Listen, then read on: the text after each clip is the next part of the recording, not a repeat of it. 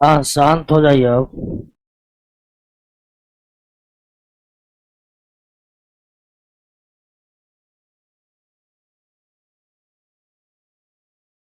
शांत हो जाइए, बातचीत बंद कीजिएगा तब ना शांत होइएगा। कहाँ तक हुआ था? मालेकुस पढ़ना है।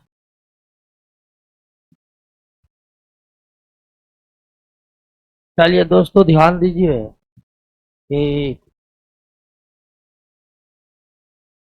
बायोलॉजी में 5 चैप्टर तक क्लियर करवाए हैं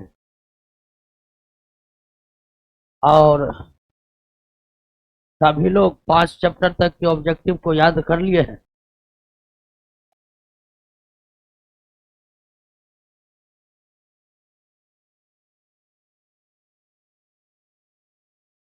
चलिए अब ध्यान दीजिए। पिछले क्लास में हम लोग, अरे बात काहे कर रही है? एग्जाम सर पे है, बात कर रहा। पानी पीने का कितना मतलब, सब क्लास समाप्त होता है एकदम गड़बड़ मारते पानी पी, बोलते हम है, गला आपका जलता है।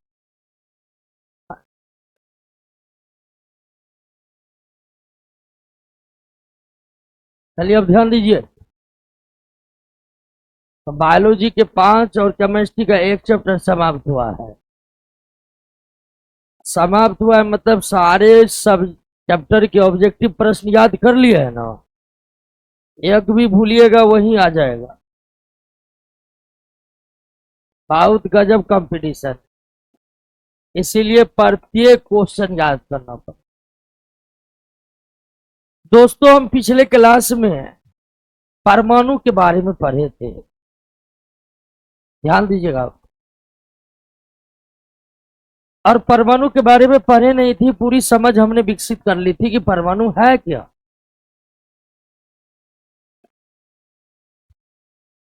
और परमाणु को कई तरह से हम लोग जाने थे कि पदार्थ, इस ब्रह्मांड के सारे पदार्थ सूक्ष्म सूक्ष्म कणों से मिलकर बने हैं। और ये कण इतने सूक्ष्म है कि साधारण माइक्रोस्कोप से दिखाई भी नहीं देते। पदार्थ जिन सूक्ष्म कणों से बने हैं उनको देखने के लिए बृहद स्तर का इलेक्ट्रॉन माइक्रोस्कोप की जरूरी पड़ती है। आप जानते हैं इलेक्ट्रॉन माइक्रोस्कोप के बारे में, जिसका खोज नॉल एवं रस्का ने किया। तो बहुत सूक्ष्म होते हैं और उन्हीं सूक्ष्म कणों को परमाणु कहते हैं। और पदार्थ के जो परमाणु होते हैं वो अत्यंत क्रियाशील होते हैं, हाईली एक्टिव। और अत्यंत क्रियाशील होने के कारण कोई भी रासायनिक अभिक्रियाएं जो होती है, कार्बन ने ऑक्सीजन से अभिक्रिया किया, मान लीजिए हाइड्रोजन ने ऑक्सीजन से अभिक्रिया किया, लोहा ने सल्फर से अभिक्रिया किया, तमाम तरह की जो रासायनिक अभिक्रिया होती है, उन रासायनिक अभिक्रियाओं में जो पदार्थ लेते हैं, वास्तविकता यह है कि रासायनिक अभिक्रिया में पदार्थ के सूक्ष्म कण परमाणु भाग लेते हैं। अब कोई भी रासायनिक अभिक्रिया देखते, कैल्शियम ने ऑक्सीजन के साथ अभिक्रिया किया, बनाया कैल्शियम ऑक्साइड। यह रिएक्शन हालांकि कंप्लीट तो नहीं है लेकिन बिल्कुल सही है। इस रिएक्शन में कैल्शियम ने भाग लिया, ऑक्सीजन ने भाग लिया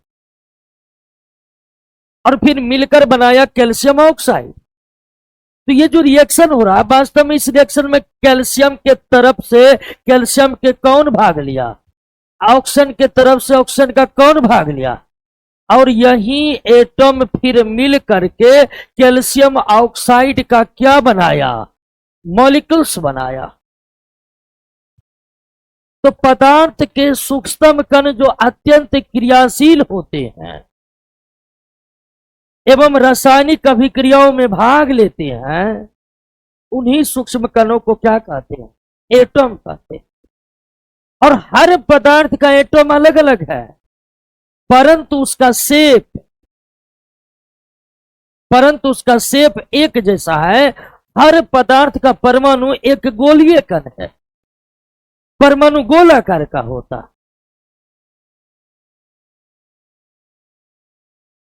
तो परमाणु क्या है, ये बात आप समझ ही गए हैं। परमाणु पदार्थ का सूक्ष्मतम कण है। परमाणु पदार्थ का कैसा सूक्ष्मतम कण है, तो परमाणु वैसा सूक्ष्मतम कण है जो अत्यंत क्रियाशील है, जो रासायनिक अभिक्रियाओं में भाग लेते हैं। अणु भी सूक्ष्मतम कण है, लेकिन अणु में दो विशेषताएं नहीं है, वो क्रियाशील नहीं है, वो रासायनिक अभिक्रियाओं में भाग नहीं लेता है।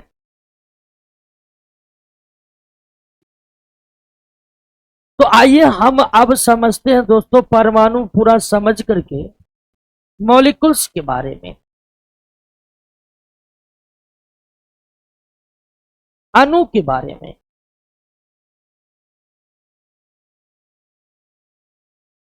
अणु क्या है दोस्तों? अणु भी पदार्थ के सूक्ष्मतम कण ही है, ये भी बहुत बड़ा कण नहीं है दोस्तों। लेकिन अणु की बात करें तो इस शब्द की चर्चा सबसे पहले एवोगाद्रो ने किया था। किसने किया था? एवोगाद्रो ने किया। ठीक है,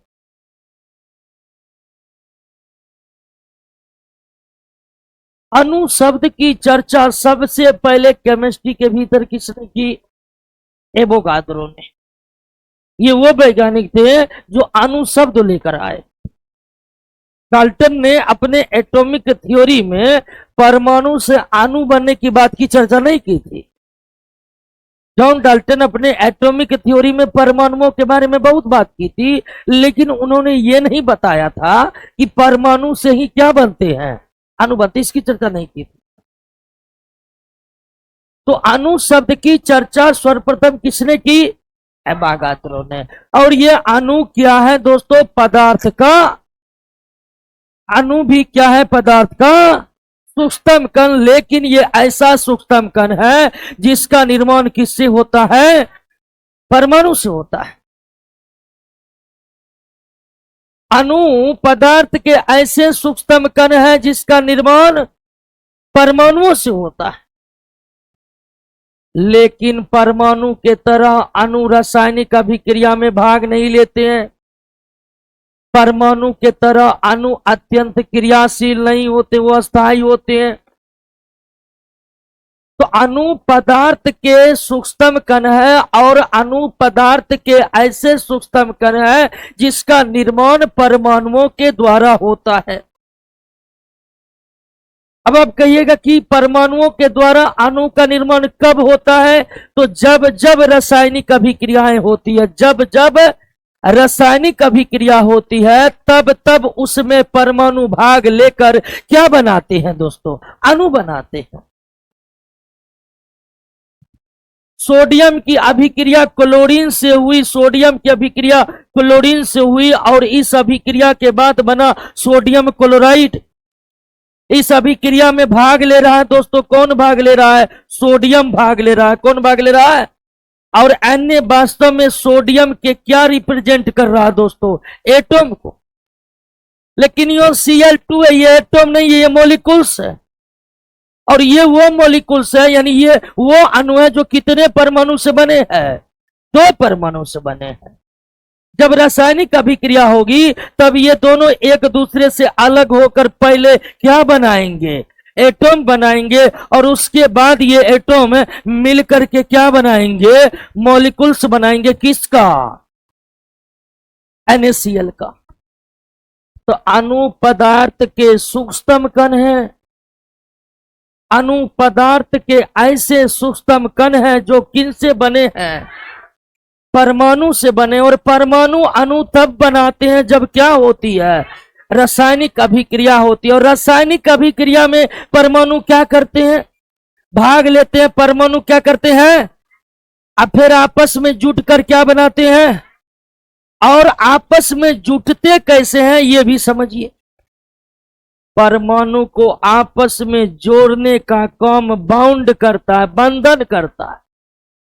अब परमाणु को जो बंधन जोड़ता है ना, उसे रासायनिक बंधन कहते हैं। क्या कहते हैं? रासायनिक बंधन कहते, केमिकल बाउंड कहते, रासायनिक बंधन कहते। रासायनिक बंधन वो बंधन है जो किसको जोड़ता है और परमाणु को जोड़कर क्या बनवाता है। यहां पर अणु में देखिए, एक सोडियम का है, दूसरा क्लोरीन का है। दोनों परमाणु को बांध कर बनाया गया है क्या? अणु। बांधा है कौन? रासायनिक बंधन। हम रासायनिक बंधन की चर्चा भी केमिस्ट्री के अगले चैप्टर में करेंगे, लेकिन फिलहाल ये समझिए परमाणु को बांधने वाला बंधन ही रासायनिक बंधन है। बात समझे कि नहीं समझे? अणु पदार्थ के सूक्ष्म कण है, अणु पदार्थ के सूक्ष्म कण है जो किन से बने होते हैं? परमाणुओं से बने होते हैं। और परमाणु अणु का निर्माण तब करता है जब रासायनिक अभिक्रिया होती है, तो उसमें परमाणु क्या करते हैं? अभी परमाणु को रासायनिक बंधन बांध कर क्या बनवाते हैं? अणु बनाते हैं। क्लियर हो गया? अब सवाल है कि रासायनिक अभिक्रिया नहीं होगी तो अणु नहीं बनेगी? बिल्कुल नहीं बनेगी। अणु बनने के लिए रासायनिक अभिक्रियाओं का होना बहुत, तब ना उसमें परमाणु भाग लेगा। अब भाग लेगा तब ना परमाणु बंधेगा। बात समझे कि? अब देखिए दो अंतर, अणु भी सूक्ष्म कण है, परमाणु भी सूक्ष्म कण। परमाणु ऐसे सूक्ष्म कण है जो रासायनिक अभिक्रिया में भाग लेता है, अणु ऐसे सूक्ष्म कण है जो रासायनिक अभिक्रिया में भाग नहीं लेता। परमाणु ऐसे सूक्ष्म कण है जो इलेक्ट्रॉन, प्रोटॉन, न्यूट्रॉन से बना है, और अणु ऐसे सूक्ष्म कण है जो खुद परमाणु से बना। तो अंतर आपको नजर आ रहा है कि अणु सूक्ष्म कण है लेकिन वो परमाणु से बड़ा है। बात समझ गए कि नहीं? अब देखिए कि अणु जो होते हैं दो प्रकार के होते हैं। मॉलिक्यूल्स,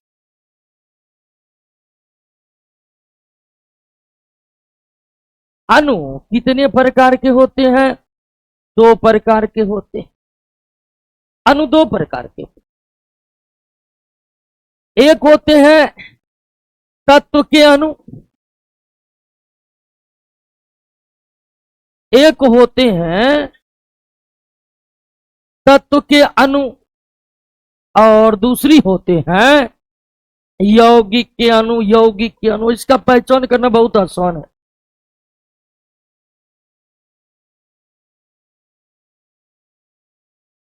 अणु दो प्रकार के होते हैं, तत्व के अणु, यौगिक के अणु। ऐसे अणु जो एक ही प्रकार के परमाणु से बने हो। बात समझिएगा, ऐसे अणु जो एक ही प्रकार के परमाणु से बना हो, एक ही प्रकार के परमाणु से बना हो, उसे क्या कहते हैं? तत्व के अणु। और विभिन्न प्रकार के परमाणु से बना, विभिन्न प्रकार के परमाणु से बना अणु को क्या कहते हैं? यौगिक के अणु। उदाहरण के देख लीजिए दोस्तों, ये O3। O3 किसका अणु है? तो यह है ओजोन का अणु। किसका अणु है? ओजोन का अणु। P4 यह है किसका अणु? तो फास्फोरस का अणु। किसका अणु है दोस्तों? फास्फोरस का अणु है। ऑक्सीजन, ये ऑक्सीजन का अणु। ये किसका अणु है? ऑक्सीजन का। ये परमाणु नहीं, ये अणु है।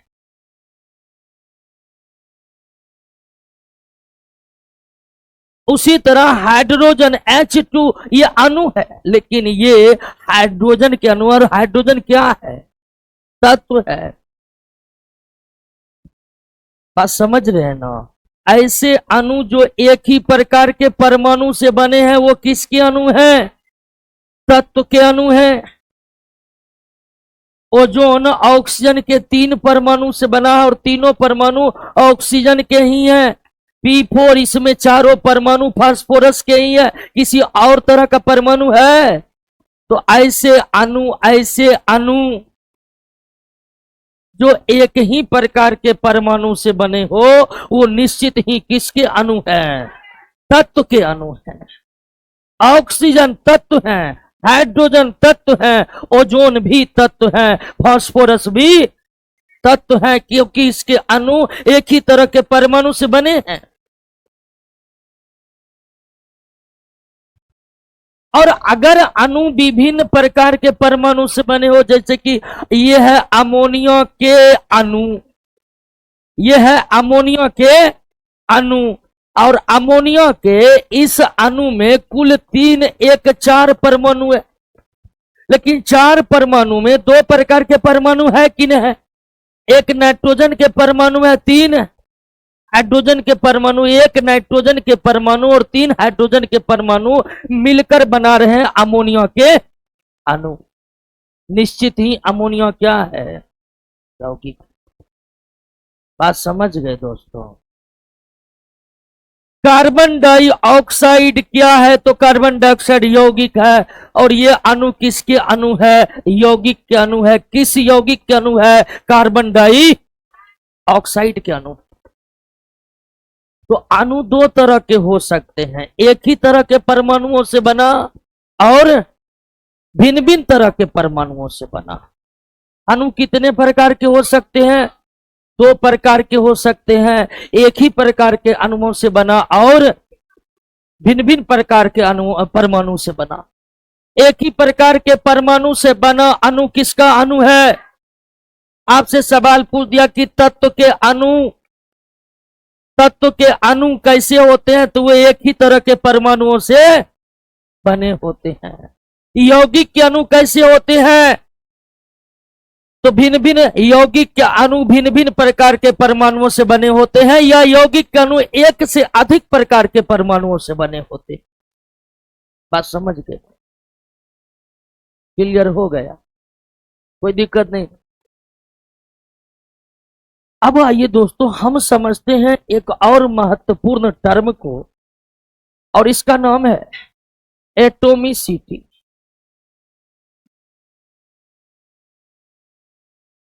परमाणुकता।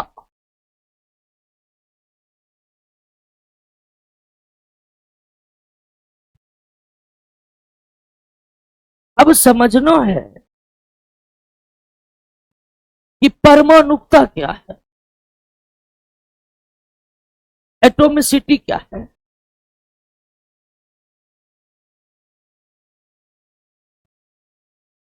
अभी तुरंत आप समझिए दोस्तों कि अणु का निर्माण किससे होता है? परमाणुओं से बना होता है। अभी आप यही ना समझे कि अणु किनसे बना होता है? एक अणु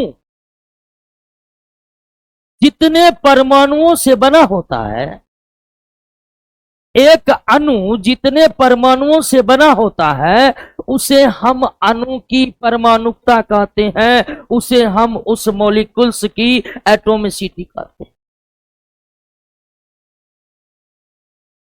बात समझ गए?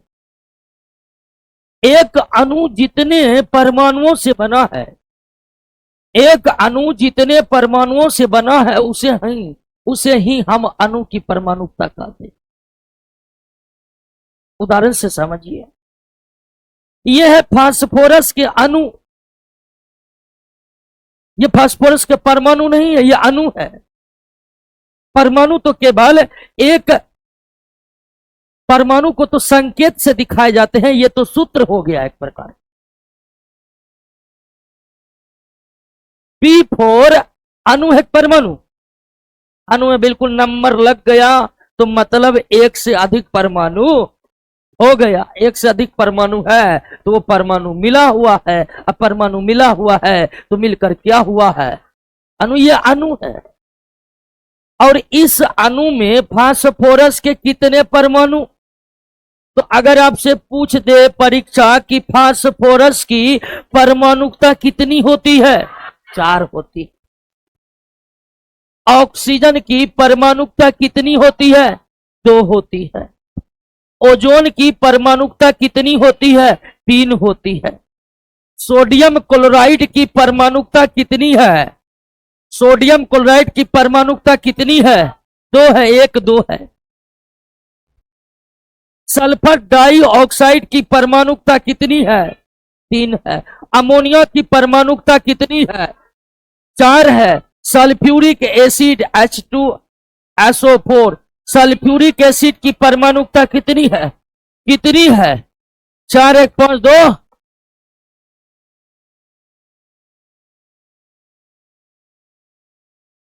देखिए आगे वाला कहता कि नो होगा, नो होगा जी। 4 1 5 2 7 न होता है जी। तभी सब नो बोलती है, ऐसे जोड़ती है। क्लियर बात समझे कि नहीं? सब परमाणुकता समझे कि नहीं? सब एक अणु जितने परमाणुओं से बना है उस परमाणु की संख्या को ही, अणुओं में परमाणुओं की संख्या को ही परमाणुकता कहते हैं। अब दोस्तों आप समझिए कि आपको पढ़ना होगा परमाणुकता के आधार, परमाणुकता के आधार पर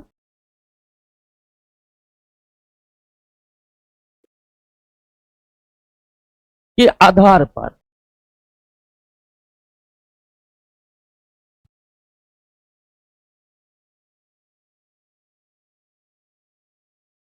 अणु के, अब आपको एक बार फिर से पढ़ना है क्या? अणु के प्रकार। एक क्वेश्चन आ रहा है, देखिए आप लोग भी ध्यान लिख रहे हैं। ये पूछ रहा है कि जिंक सल्फेट की परमाणुकता कितनी है? 4 1 5 1 ये है। बात समझे कि नहीं? सब जिंक सल्फेट की परमाणुकता कितनी है? अब आपको समझना पड़ेगा अणु के प्रकार। एक और क्वेश्चन देखिए आ रहा है, कह रहा कि सल्फर डाइऑक्साइड की परमाणुकता 3 है। अब प्रश्न यह है कि सल्फर डाइऑक्साइड की परमाणुकता 3 क्यों है, कैसे? तो इसमें ऑक्सीजन के कितने हैं? सल्फर के टोटल परमाणु 3, इसीलिए परमाणुकता होगा 3। व्हाट द क्वेश्चन डियर, इतना इजी क्वेश्चन। अणु, ये ऑनलाइन वाले दोस्तों का क्वेश्चन था। अब हम समझेंगे अणु के प्रकार। अब कहिएगा अणु का प्रकार तो पढ़ चुके हैं, 2 प्रकार के हैं, तत्व के अणु और परमाणु के, यौगिक अणु। तो अणुओं के प्रकार को फिर हम पढ़ेंगे, लेकिन नजरिया दूसरा होगा। नजरिया इस बार क्या होगा? परमाणुकता के आधार पर अणु कितने प्रकार के हो सकते हैं। तो परमाणुकता के आधार पर अणुओं की तो बहुत सारी प्रकार हो सकते हैं, लेकिन प्रमुख पर ही हम चर्चा करेंगे जो हमारे एग्जाम के दृष्टिकोण से महत्वपूर्ण है। परमाणुकता के आधार पर पहला अणु है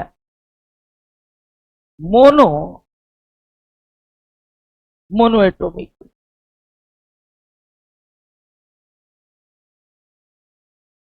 एक परमाणु, एक परमाणु। अब दोस्तों यहां पर ध्यान दीजिएगा कि नाम से ही स्पष्ट हो रहा है, बात मत करिए। बात हो रही ना हमारे आपके बीच, बात मत करिए। बार बार यही समझा, जिस चीज का तैयारी कर रहे हैं ना, बहुत कठिन, बहुत जरा सा भी गंभीरता निकलेगा रिजल्ट बाहर हो जाएगा। इसलिए जब क्लास चला हो तो पूरी गंभीरता बरतिए। बात हो रही है हमारे आपके बीच। अगल बगल बात क्या करते हैं? बोर्ड पर नजर बनाइए, और पूरा नजर बनाएगा तो याद होते जाएगा। तो हमारी क्लास की यही खासियत है कि जो भी होता है आपको याद होते जाता है। अब है एक परमाणु। अब नाम से ही स्पष्ट है कि ये क्या है। ऐसे अणु जो केवल एक परमाणु से बना हो, ऐसे अणु जो केवल एक परमाणु से बना है, वैसे अणु को हम क्या कहेंगे? एक परमाणु। ऐसे अणु जो केवल एक परमाणु से बना हो, ऐसे अणु जो केवल एक परमाणु से बना हो, उस अणु को हम क्या कहेंगे? एक परमाणु कहेंगे। क्या कहेंगे? एक परमाणु कहेंगे।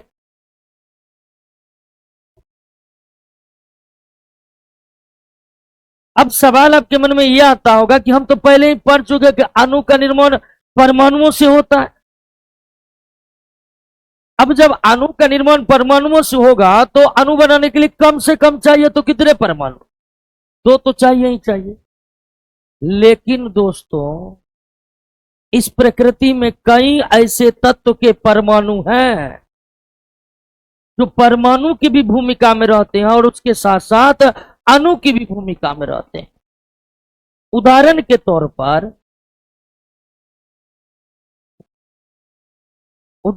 तौर पर आप जानते हैं कुछ गैस ऐसे होते हैं जो किसी से अभिक्रिया नहीं करते हैं और उस गैस को कहते हैं इनर्ट गैस कहते हैं, निष्क्रिय या अक्रिय गैस कहते हैं। निष्क्रिय भी कहते हैं, अक्रिय भी कहते हैं। हालांकि आजकल इसे नोबेल गैस कहा जा रहा है, वो भी ध्यान रखिएगा। इनर्ट गैस की संख्या 6 है। Helium, neon, argon, krypton, xenon और यह इनर्ट गैस है। यह इनर्ट गैस क्यों है? तो ये किसी से अभिक्रिया ही नहीं करते हैं। और जब हम परमाणु बता रहे थे तो आपको बताए थे कि परमाणु अत्यंत क्रियाशील होते हैं, सिवाय किसके? निष्क्रिय। इसके परमाणु क्रियाशील नहीं होते हैं। ये जो निष्क्रिय गैस है, ये हीलियम क्या है? ये हीलियम का परमाणु भी है और यही हीलियम का अणु भी है। ये हीलियम का परमाणु भी है और यही हीलियम का अणु भी है, क्योंकि ये क्या है? एक परमाणु की, यानी इसके अणु एक ही परमाणु से बने हैं। बात समझे कि नहीं समझे? अक्रिय गैस के अणु कैसे होते हैं? एक परमाणु होते हैं। इनर्ट गैस के मॉलिक्यूल्स कैसे होते हैं? एक परमाणु होते हैं, मोनोएटॉमिक होते हैं। मोनोएटॉमिक होते हैं। जेनॉन का थोड़ा मिस्टेक हो गया, ZE होता है, सॉरी, जेनॉन। उसके बाद मेटल। उसके बाद क्या होगा? मेटल यानी कि धातु। धातु जैसे कि सोडियम हो गया, लोहा हो गया, कॉपर हो गया, प्लेटिनम हो गया, ये सब क्या है? धातु है। धातु के ही परमाणु क्या होते हैं? सॉरी, धातु के भी अणु क्या होते हैं? एक परमाणु होते हैं। अब यहां आपको याद रखना होगा, जितने भी इनर्ट गैस है उसके अणु क्या होते हैं? एक परमाणु होते हैं। जितने भी धातु हैं वो क्या होते हैं? एक परमाणु होते हैं। और तीसरा नाम याद रखना पड़ेगा किसका? कार्बन भी क्या होते हैं? एक परमाणु होते हैं। और इसके अलावा कोई भी एक परमाणु नहीं होते, बस इतना ही होते हैं। अक्रिय गैस, धातु और कार्बन के अलावे किसी के भी अणु एक परमाणु नहीं है, बस इतना ही है। और एक खास बात जानते हैं, परमाणु के द्रव्यमान को परमाणु द्रव्यमान और अणु के द्रव्यमान को आणविक द्रव्यमान कहते हैं। बात पर ध्यान दिया कि नहीं ध्यान दिया? परमाणु के द्रव्यमान को परमाणु द्रव्यमान और अणु के द्रव्यमान को आणविक द्रव्यमान कहते हैं। अब जरा यहां पर ध्यान लगाइए कि ये एक परमाणु का है, यानी जो अणु है वही परमाणु है। अर्थात एक परमाणु का अणु का आणविक द्रव्यमान परमाणु द्रव्यमान के ही बराबर होते हैं। अब हीलियम का परमाणु द्रव्यमान कितना है? तो 4 है। और हीलियम का एक ही परमाणु किसकी भूमिका में है? अणु की भी भूमिका में है, क्योंकि ये क्या है? तो इस हीलियम का आणविक द्रव्यमान भी क्या हो जाएगा? अर्थात जो एक परमाणु होते हैं, ध्यान दीजिएगा दोस्तों, जो एक परमाणु होते हैं उसके परमाणु द्रव्यमान और आणविक द्रव्यमान, एटॉमिक वेट और मॉलिक्यूलर वेट इक्वल होते हैं। परमाणु द्रव्यमान और आणविक द्रव्यमान क्या होते हैं? बराबर होते हैं, एक समान होते हैं। आपसे पूछ देगा कि एक अणु का आणविक द्रव्यमान उतना ही है जितना उस तत्व का या उस यौगिक का परमाणु द्रव्यमान, तो वो अणु कैसा है? बात समझ गए ना? अब कुछ कह रहा है कि धातु में जो लिखा है यही तो केवल एक परमाणु है। नो, जितने भी धातु है, जितने भी धातु है, सब क्या है? ये तो हमको जितना याद आया उतना लिख दिया, बाकी सारा धातु क्या है? एक परमाणु का है। और आपको बताए हैं कि पहला चैप्टर में कि 118 तत्व में उन 118 तत्व को धातु और अधातु में बांटा गया, जिसमें 80% क्या है? धातु ही है। समझे? एक परमाणु। कौन कौन एक परमाणु होते हैं?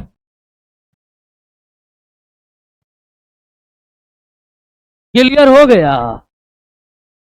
उसके बाद डायटोमिक। अब डायटोमिक को हिंदी में कहेंगे द्विपरमाणु। द्विपरमाणु। अब इसके परिभाषा को आपको याद रखने की जरूरत है नहीं, नाम से द्वि यानी दो। ऐसे अणु जो दो परमाणुओं से बना है उसे हम क्या कहेंगे? ऐसे अणु जो दो परमाणुओं से बना है उसे क्या कहेंगे? द्विपरमाणु का। द्विपरमाणु में जो प्रमुख आते हैं उसमें है सामान्य गैस, यानी ऐसे गैस जो इनर्ट नहीं है, जैसे कि ऑक्सीजन, नाइट्रोजन, हाइड्रोजन।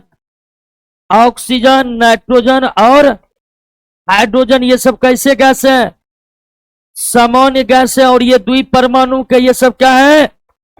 और उसके बाद आते हैं fluorine, chlorine, bromine, iodine. Fluorine, chlorine, bromine, iodine ये सब भी क्या है? द्विपरमाणु। Oxygen, nitrogen, hydrogen, oxygen, nitrogen, hydrogen, fluorine, chlorine, bromine, iodine ये सब क्या है? आपसे पूछ देगा आयोडीन के अणु कैसे होते हैं? डायटोमिक होते हैं। ऑक्सीजन के अणु कैसे होते हैं? डायटोमिक होते हैं। हाइड्रोजन के अणु कैसे होते हैं? डायटोमिक होते हैं। लेकिन हीलियम के अणु एक परमाणु को होते हैं। अभी बताए ना जी, हीलियम के अणु एक परमाणु को होते हैं, लेकिन हाइड्रोजन के अणु, बात समझे कि नहीं समझे? और उसके बाद ये सभी देखिए, ये सभी अणु है, लेकिन ये तत्व के अणु है। ये किसके अणु है? तत्व के अणु। यौगिक के अणु में कार्बन मोनोऑक्साइड कैसा अणु है? कार्बन मोनोऑक्साइड का अणु डायटोमिक है कि नहीं है? इसमें कितने परमाणु है? दो परमाणु है, एक कार्बन का और दूसरा कार्बन मोनोऑक्साइड भी क्या है? द्विपरमाणु का। कार्बन मोनोऑक्साइड भी क्या है? सोडियम क्लोराइड भी क्या है? द्विपरमाणु का। फ्लोरीन भी क्या है? द्विपरमाणु का। सोडियम क्लोराइड भी क्या है? द्विपरमाणु का। अंतर यह फ्लोरीन तत्व है और सोडियम क्लोराइड यौगिक है। बात समझे कि नहीं समझे? जिस अणु में दो परमाणु होगा वो क्या कहलाएगा? द्विपरमाणु। आपको याद रखने की जरूरत है कि ऑक्सीजन, नाइट्रोजन और हाइड्रोजन के अणु कितने परमाणु होते हैं? द्विपरमाणु होते हैं। फ्लोरीन, क्लोरीन, ब्रोमीन, आयोडीन के अणु कितने परमाणु होते हैं? द्विपरमाणु होते हैं। कार्बन मोनोऑक्साइड के अणु कितने परमाणु होते हैं? क्लियर हो गया? अब उसी तरह तीसरा है ट्राइएटोमिक। आप समझ गए होंगे, समझ गए होंगे कि नहीं? जो अणु कितने परमाणु से बना हो? तीन। जैसे ओजोन क्या है? तीन परमाणु का। ओजोन क्या है? तीन परमाणु के। सल्फर डाइऑक्साइड क्या है? तीन परमाणु के। बस ओजोन तत्व है और ये यौगिक है। बात समझे कि नहीं समझे? चार परमाणु से जो बना होगा उसे क्या कहेंगे? चतुष्परमाणु। उसे क्या कहेंगे? चतुष्परमाणु। और चार से अधिक से जो बना होगा उसे क्या कहेंगे? बहु परमाणुक, पोली एटोमिक, पोली एटोमिक। बात समझ गए? ऐसे अणु जिनमें 4 से अधिक परमाणु है, ऐसे अणु जिसमें 4 से अधिक परमाणु है, वो क्या है? बहु परमाणु। एक क्वेश्चन आ रहा है कि हाइड्रोक्लोरिक एसिड कितना परमाणु है? 2, है ना जी? कभी कभी क्वेश्चन घुमा के पूछ देगा, मतलब क्या? पूछ देगा कि हाइड्रोजन, हाइड्रोजन क्लोराइड या हाइड्रोक्लोराइड, हाइड्रोजन क्लोराइड की परमाणुकता कितनी है? परमाणुकता कितनी है? तब यहां पर आपको सूत्र याद रखना जरूरी हो जाता है कि नहीं हो जाता है? तो प्रश्न ऐसे भी आ सकते हैं। अब हम आते हैं बहु परमाणु पर। जो अणु 4 से अधिक परमाणुओं से बना है उसे हम क्या कहेंगे? बहु परमाणु। KMnO4 ये पोटेशियम परमैंगनेट है, और इस पोटेशियम परमैंगनेट के एक अणु में 4 1 5 1 6 कितने परमाणु है? 6 परमाणु। 6 परमाणु। एक और क्वेश्चन आ रहा है कि तत्व और यौगिक में अंतर क्या है? अंतर तो चैप्टर नंबर 1 में बताए थे ना। यौगिक के लिए सूत्र होता है, जैसे ये सूत्र है और ये यौगिक है। तत्व के लिए संकेत होता है, जैसे ये संकेत है, ये तत्व है। हालांकि तत्व और यौगिक के कई अंतरों में एक अंतर है। यही तो आप लोगों में दिक्कत है। तो पोटेशियम परमैंगनेट के एक अणु कितने परमाणु से बना है? तो इसे हम बहु परमाणु कह सकते हैं। लेकिन अगर परीक्षा में को पूछ दे कि पोटेशियम परमैंगनेट की परमाणुकता कितनी है, तो आपको उत्तर क्या देना होगा? यह बहु परमाणु अणु है। 4 से अधिक परमाणुओं से बना अणु बहु परमाणु कहलाते हैं। ऐसे अणु जिसमें 4 से अधिक परमाणु है उसे हम बहु परमाणु कहते हैं। लेकिन अगर परीक्षा पूछेगा कि पोटेशियम डाइक्रोमेट K2Cr2O7 की परमाणुकता कितनी है, तो K2Cr2O7 7 2 9 2, आपको उत्तर क्या देना पड़ेगा? 11 देना पड़ेगा। तो कैसे? 4 1 5 1 6, 4 ऑक्सीजन 1 मैग्नीज 1 पोटेशियम 4 2 6, परमाणुकता हुआ 6। ये मैग्नीज है। कोई को लगा एम अलग है एन अलग है। What the problem dear? ये क्या प्रॉब्लम?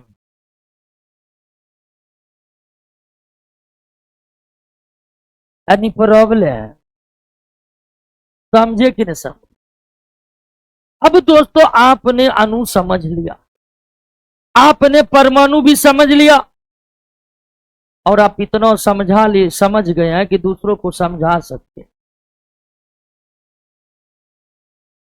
अगर आप दूसरों को नहीं समझा सकते हैं, इसका मतलब है कि अभी भी आप पूरा नहीं समझे, और अभी भी आप पूरा नहीं समझे हैं, तो इसका मतलब क्लास में आप ठीक से ध्यान नहीं दिए, और क्लास में ठीक से ध्यान नहीं दिए हैं। इसका परिणाम आपको कितना भी अच्छा लगे, अंतिम परिणाम एक ही है, रिजल्ट आपका नहीं होगा। ये लिख कर दे देते। बहुत कठिन, आपको हमेशा सजग रहना पड़ेगा। अब देख रहे हैं तैयारी करने वाले कितने लोग हैं, तो आपको उसमें अलग दिखनी चाहिए कि दिखनी चाहिए? जब तक आपके पढ़ाई से अगल बगल हर कंप नहीं मचेगा, तब तक समझिए आपका तैयारी कम है। और तैयारी कैसा? तैयारी हर कम मचा देगा। नो प्रॉब्लम, जितना क्वेश्चन है नोट में सबको याद करिए, आसान है याद करना।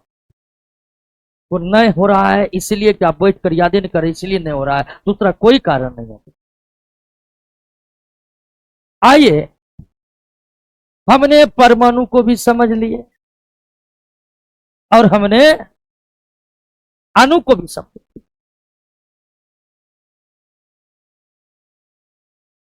परमाणु को भी समझ लिए, अणु को भी समझ लिए। आइए एक बार इनके बीच के अंतर को भी समझ ले। वैसे हम आप इनके बीच के अंतर को भली भांति समझ गए हैं। एक क्वेश्चन आ रहा है चैप्टर नंबर 1 का क्वेश्चन नंबर 8। अच्छा बता देते हैं सोनू कुमार, चैप्टर नंबर 1 का क्वेश्चन नंबर 8 देखिए, तब हम आते हैं चैप्टर नंबर 1 का क्वेश्चन। अब सब मत पूछिएगा क्योंकि सबका प्रश्न नहीं लेना संभव नहीं है। जो उत्तर दिए हैं बिल्कुल सही।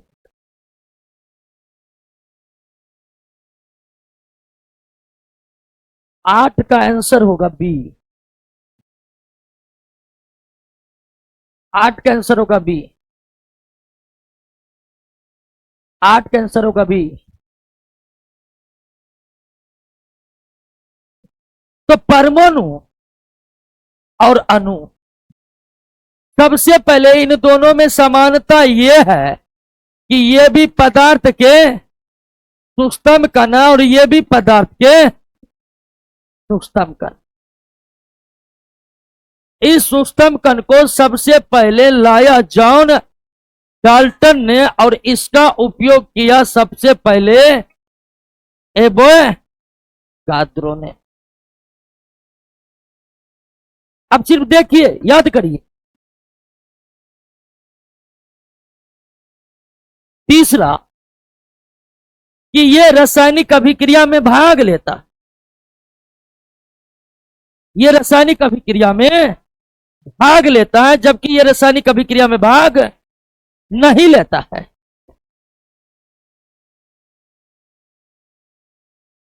उसके बाद ये अत्यंत सक्रिय होते हैं, ये अत्यंत सक्रिय होते हैं जबकि ये सक्रिय नहीं होते हैं, एक्टिव नहीं होते हैं।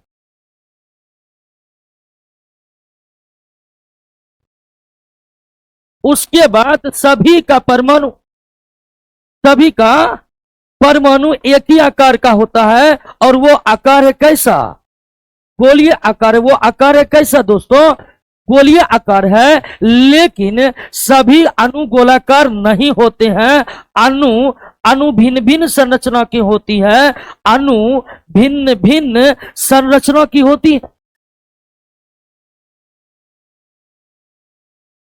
बात को समझे। अब आप कभी अणु परमाणु में नहीं न फंसिएगा। बताइए हो, समानताएं सिर्फ एक ही है कि दोनों सूक्ष्म कण है, लेकिन असमानताएं बहुत ज्यादा है। और असमानताएं सबसे बड़ा यही है कि अणु परमाणु से बनता है। अणु परमाणु से तब बनता है जब रासायनिक अभिक्रिया होती है।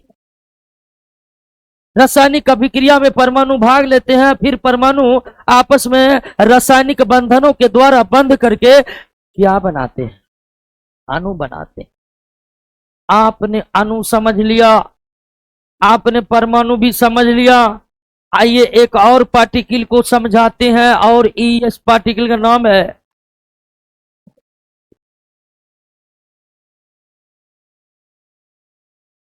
आयन।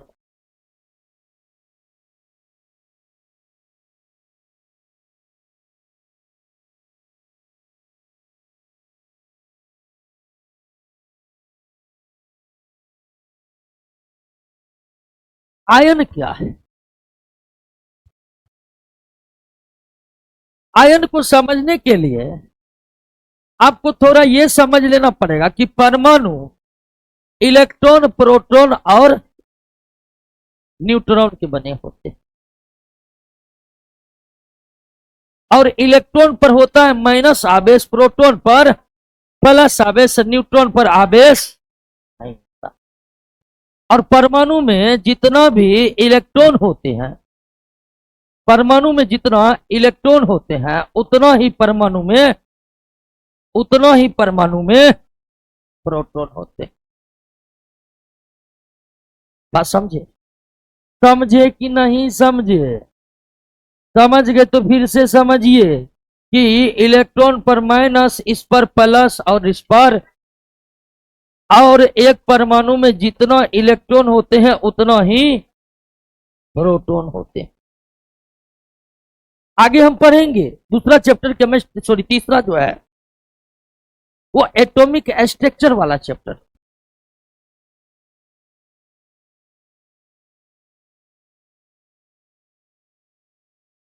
एक और महत्वपूर्ण प्रश्न आया हुआ है तो उसको ले लेते हैं, उसके बाद हम इस पर आते हैं। एक कह रहे कि सबका परमाणु गोल ही होता है और अणु परमाणु से ही बना होता है, फिर सबका अणु अलग अलग आकार का क्यों होता है? तो ऐसा होता कि परमाणु एक रूप से जुड़ते, किसी जैसे कार्बन डाइऑक्साइड का अणु जो है, कार्बन डाइऑक्साइड है ना, इसका अणु लीनियर होता है। क्या होता है? लीनियर। अब वहीं जल के अणु की आकृति भी अक्षर के समान होता है, भी अक्षर के समान होता है। कार्बन डाइऑक्साइड में 3 परमाणु रेखीय क्रम में जुड़े हैं और जल में 3 परमाणु कोणीय रूप में जुड़े हैं। जल के अणु का आकार कोणीय हो गया, एंगुलर हो गया, यह अंग्रेजी के भी अक्षर के समान, जबकि कार्बन डाइऑक्साइड के अणु का आकार क्या हो गया? रेखीय होगा। तो ये होता किसी का अणु का आकार रेखीय, किसी के अणु का आकार कोणीय, किसी के अणु का आकार समचतुष्फलकीय, भिन्न भिन्न संरचना को होती है, लेकिन सबका परमाणु गोलाकार का होता है। तो हम समझ रहे हैं दोस्तों अब कि आयन क्या है। अणु परमाणु तो हम समझ ही गए हैं, अब समझना कि आयन क्या है। तो आयन को समझने के लिए थोड़ा इस बात को जानना पड़ेगा कि परमाणु 3 कणों से मिलकर बना है। डाल्टन यही गलती किया था, याद है? भूल गई जी? याद है।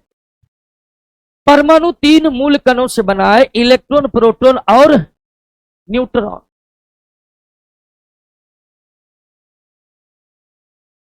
इलेक्ट्रॉन, प्रोटॉन और न्यूट्रॉन। अब किसी परमाणु में जो इलेक्ट्रॉन है उस पर ऋणात्मक आवेश प्रोटॉन पर, धनात्मक आवेश न्यूट्रॉन पर, शून्य आवेश न्यूट्रॉन पर शून्य आवेश है। और हर परमाणु में जितना इलेक्ट्रॉन की संख्या होता है उतना ही, यानी जितना ऋण आवेश उतना ही आवेश, दोनों आवेश का मान बराबर होने के कारण परमाणु जो होते हैं ना, वो न्यूट्रल होते हैं। क्या होते हैं? न्यूट्रल होते।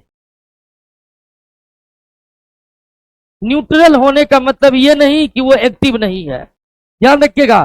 परमाणु एक्टिव होते हैं, और परमाणु एक्टिव क्यों होते हैं? तो उसका कैरेक्टर ही एक्टिव रहने का।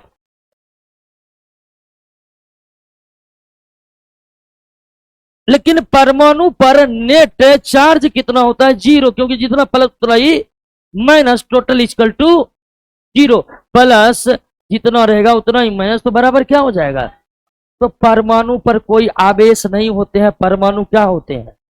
और परमाणु आवेशहीन इसलिए होते हैं कि उस पर माइनस भी होते हैं, प्लस भी होते हैं, लेकिन दोनों की मात्रा क्या होती है?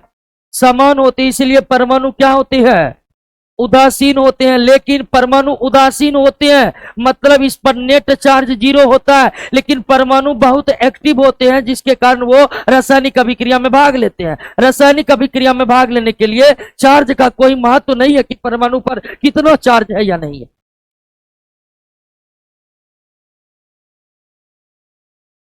तो परमाणु उदासीन होते हैं। क्यों होते हैं? बात को समझे कि नहीं समझे? परमाणु उदासीन इसलिए होते हैं कि उस पर माइनस और प्लस आवेश की मात्रा क्या होती है? और परमाणु में माइनस और प्लस आवेश की मात्रा इसलिए समान होती है कि परमाणु में जितने भी इलेक्ट्रॉन है उतना ही प्रोटॉन है। लेकिन जो तत्व है वे परमाणु से बने हैं। कुछ तत्व के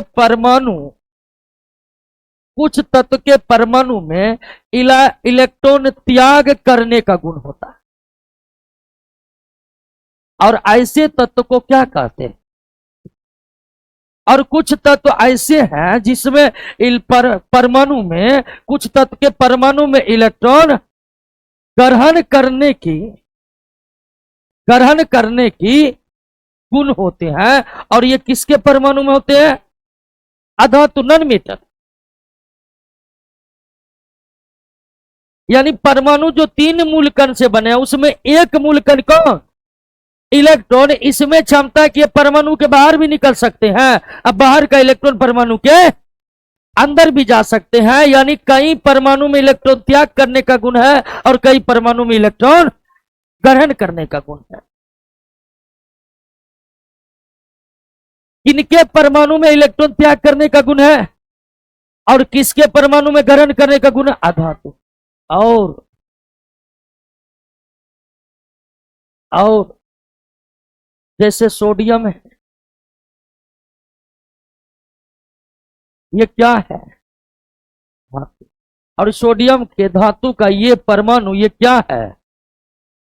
और ये उदासीन इसीलिए जिसमें जितना इसमें इलेक्ट्रॉन उतना ही, जितना माइनस उतना ही। अब ये धातु है और इसके परमाणु में ये गुण है कि ये इलेक्ट्रॉन का त्याग, और मान लीजिए इसे मौका मिला और ये इलेक्ट्रॉन का क्या कर दिया, और मानकर चलते हैं एक इलेक्ट्रॉन का क्या कर दिया? त्याग। ऐसी स्थिति में इसमें इलेक्ट्रॉन कम होगा और प्रोटॉन बढ़ेगा। होगा कि ना होगा? और प्रोटॉन बढ़ेगा तो कौन आवेश बढ़ेगा?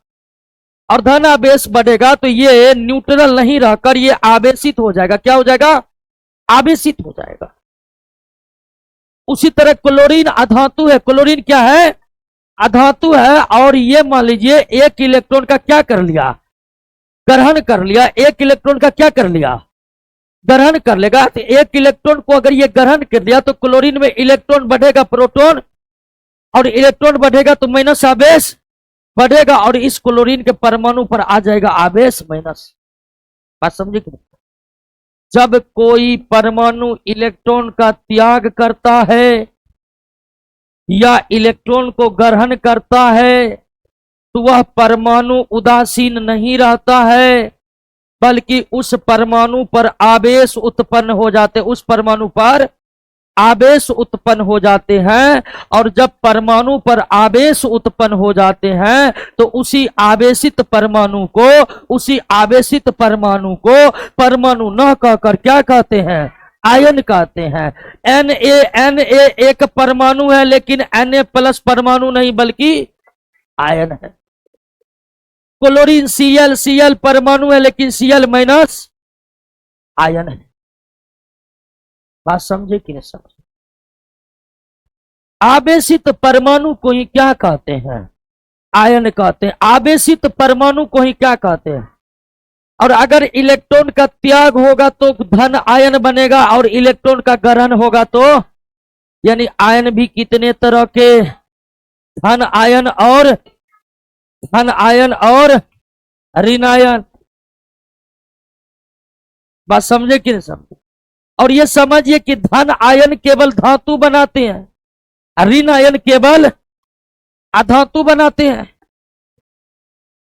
तो आयन समझे कि नहीं समझे? परमाणु उदासीन होते हैं, लेकिन जब परमाणु आवेशित हो जाते हैं तब वो परमाणु न कहकर आयन कहलाते हैं। और परमाणु आवेशित तब होते हैं जब इलेक्ट्रॉन या इलेक्ट्रॉन का त्याग यानी आयन बनाने के लिए कौन जिम्मेदार है? इलेक्ट्रॉन, प्रोटॉन और न्यूट्रॉन नहीं। एक परमाणु को आयन कौन बना सकता है? इलेक्ट्रॉन ही बना सकता है। इलेक्ट्रॉन त्याग होगा तो कैसा आयन, और इलेक्ट्रॉन ग्रहण होगा तो आयन कितने प्रकार के? 2 प्रकार के। धन आयन और धन आयन धातु बनाते हैं, ऋण आयन अधातु बनाते हैं। यानी धातुओं में ही है इलेक्ट्रॉन त्याग करने का गुण, अधातुओं में ही है इलेक्ट्रॉन त्याग करने का गुण। धातुओं में ही है त्याग करने का गुण और अधातुओं में ही है ग्रहण करने का गुण। बात समझे कि नहीं समझे? कोई दिक्कत नहीं ना जी? आयन 2 प्रकार की हुआ, क्लियर हुआ कि नहीं? अब ध्यान दीजिए कि अगर परमाणु 1 इलेक्ट्रॉन का त्याग करेगा तो 1 धन आवेश, अगर परमाणु 2 इलेक्ट्रॉन का त्याग करेगा 2 धन आवेश, इलेक्ट्रॉन 3 इलेक्ट्रॉन का त्याग करेगा, 3 धन आवेश। और इसको ऐसे भी लिख सकते हैं, ऐसे भी लिख सकते हैं, ऐसे भी लिख सकते हैं और ऐसे भी लिख सकते हैं। मतलब देखिए सोडियम पर 1 प्लस आवेश है, मतलब ये आयन है, और ये वो आयन है जो 1 इलेक्ट्रॉन का क्या कर चुका है, त्याग कर चुका है। मैग्नीशियम प्लस प्लस ये क्या है, ये आयन है, और ये वो आयन है जो 2 इलेक्ट्रॉन का त्याग कर चुका है। ये एल्युमिनियम प्लस प्लस प्लस क्या है, आयन है, और ये वो आयन है जो 3 इलेक्ट्रॉन का त्याग कर। और कोई भी परमाणु 1 इलेक्ट्रॉन त्याग सकता है, 2 इलेक्ट्रॉन और अधिकतम 3 इलेक्ट्रॉन। 3 से अधिक इलेक्ट्रॉन त्याग करने की क्षमता किसी के परमाणु में, और न ही 3 से अधिक ग्रहण करने की क्षमता है। 3 से अधिक ग्रहण करने की क्षमता है, त्याग भी होगा तो अधिकतम कितना, 3, और ग्रहण भी होगा तो अधिकतम कितना, 3, ग्रहण भी होगा तो अधिकतम कितना, 3, ठीक है ना।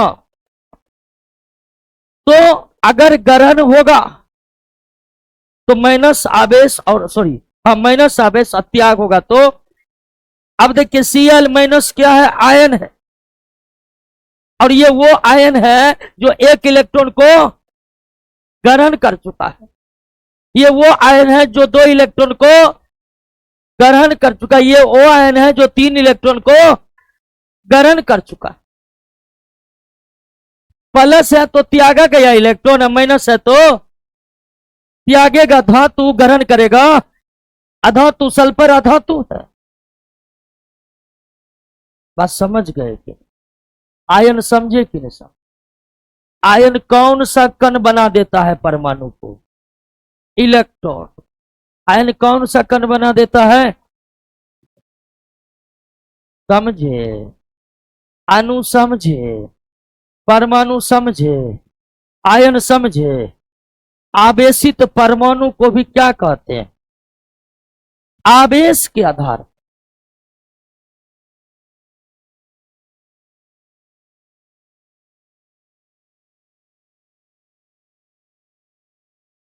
आवेश के आधार पर अणु 2 प्रकार के, धन आयन और ऋण आयन।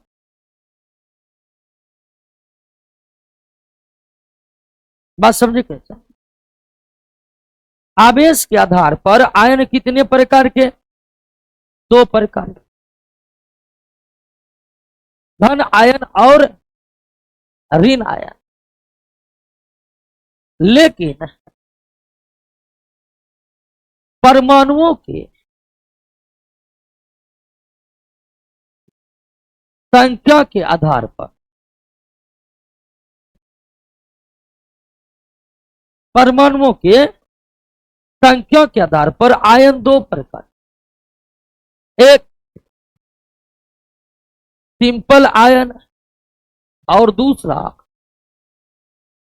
कॉम्प्लेक्स आयन,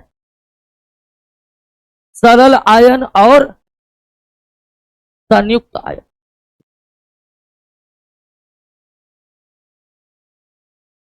एक क्वेश्चन और आ रहा है, कह रहा है कि कैसे पता चलेगा कि इलेक्ट्रॉन त्याग हुआ है कि ग्रहण हुआ है।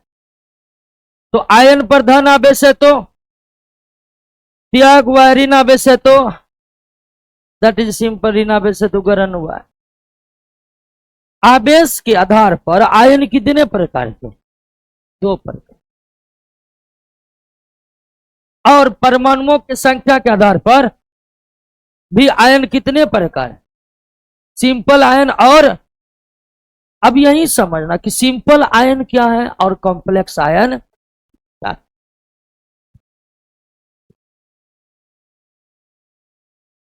सिंपल आयन क्या है और कॉम्प्लेक्स आयन,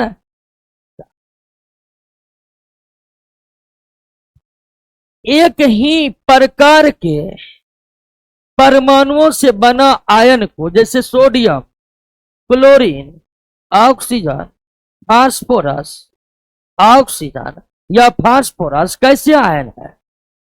सरल आयन है। एक ही परमाणु से बने आयन को क्या कहते हैं? सरल आयन, सिंपल आयन। लेकिन अगर आयन का निर्माण एक से अधिक प्रकार के परमाणु, जैसे सल्फेट, सल्फेट जिस पर 3 अधिकतम आवेश हो सकते हैं, sulphate, carbonate, sulphate, carbonate, hydroxide, ये सब क्या है? आयन है। कार्बोनेट आयन है, सल्फेट आयन है, हाइड्रोक्साइड आयन है। लेकिन ये कैसे आयन है? कॉम्प्लेक्स। ऐसे आयन जो एक से अधिक परमाणुओं से बना है उसे क्या कहते हैं? संयुक्त आयन कहते हैं। ऐसे आयन जो एक से अधिक परमाणुओं से बने उसे क्या कहते हैं? और एक ही प्रकार के परमाणुओं से बने आयन को क्या कहते हैं? सरल आयन। एक ही प्रकार के परमाणुओं से बने आयन को क्या कहते हैं? सरल आयन कहते हैं। एक क्वेश्चन आ रहा है कि नोट में इसे कंपाउंड आयन दिया हुआ, दैट इज इक्वल, बात समझ रहे हैं ना? कॉम्प्लेक्स कंपाउंड कोई अंतर नहीं है। फॉस्फेट, फॉस्फेट कैसा आयन है? कंपाउंड या कॉम्प्लेक्स आयन। समझ गए ना? आयन समझे कि नहीं? सब परमाणु समझे, अणु समझे और आयन समझे। ये एक और चीज समझिए,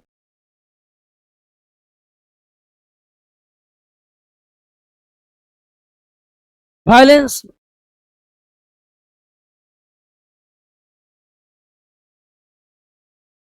संयोजकता, वैलेंसी क्या है?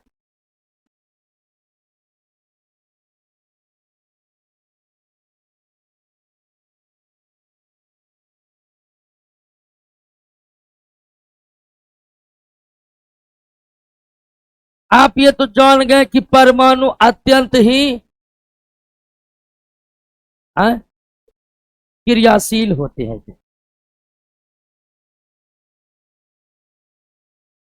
होते हैं कि नहीं होते? परमाणु अत्यंत क्रियाशील होते, ध्यान दीजिएगा।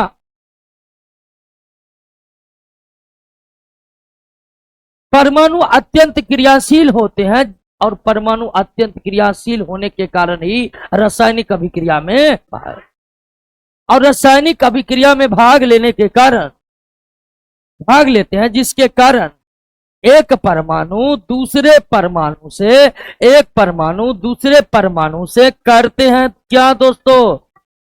संयोग, अर्थात क्या? ये बात तो हम जान ही चुके हैं।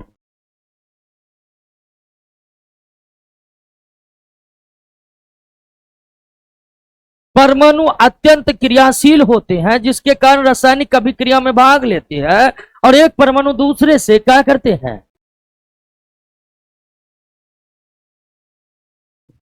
आप समझिए, संयोजकता एक ऐसी संख्या है जो बताता है कि किसी परमाणु में संयोग करने की क्षमता कितनी है। परमाणु की संयोग करने की क्षमता ही उस परमाणु का संयोजकता। एक परमाणु का किसी दूसरे परमाणु से संयोग करने की क्षमता को ही परमाणु की संयोजकता कहते हैं, परमाणु की संयोजकता कहते हैं।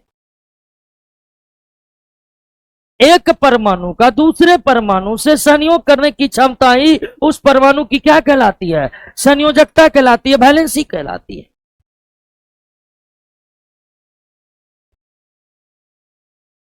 और संयोजकता को संख्या में दर्शाया जाता है, 1 2 3 4 5। बात समझे कैसे? तो संयोजकता यानी कि संयोग करने की क्षमता। और आप जानते हैं कि शुरुआत में वैज्ञानिकों ने संयोजकता का निर्धारण हाइड्रोजन और क्लोरीन के द्वारा किया करते थे। बात समझे कि नहीं समझे? शुरुआत में जब केमिस्ट्री अपने शुरुआती चरणों में था, और ये तब की बात कर रहे हैं जब परमाणु की खोज नहीं हुई थी।